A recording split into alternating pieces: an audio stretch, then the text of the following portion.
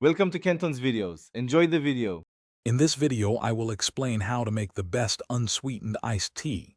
We'll start by selecting the right ingredients and understanding the foundational steps.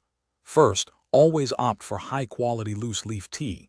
It truly makes a difference in taste. Next, ensure you're using filtered water, as tap water can introduce unwanted flavors. Finally, pay close attention to the steeping temperature for perfect extraction. Let's dive into the details. Now let's perfect your brew. For balanced flavor, measure 1 teaspoon of loose leaf tea for every 8 ounces of water you plan to use. The steeping time is crucial. For black teas, aim for 3 to 5 minutes to achieve a rich, full-bodied taste. If you're brewing green tea, a shorter steeping time of 2 to 3 minutes is ideal to prevent bitterness. Remember, precise timing yields the best results. Once your tea is perfectly steeped, the next step is rapid cooling to prevent cloudiness, which can happen when hot tea cools slowly.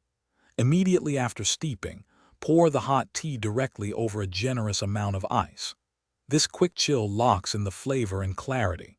You can then add extra ice or a splash of cold water to dilute it to your preferred strength and temperature before serving. Enjoy your refreshing brew. To keep your unsweetened iced tea fresh, store it in a sealed container in the refrigerator for up to 3 days.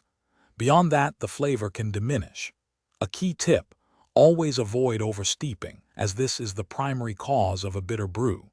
Finally, don't be afraid to experiment with various types of loose-leaf teas like oolong or herbal blends to discover your absolute favorite unsweetened iced tea experience.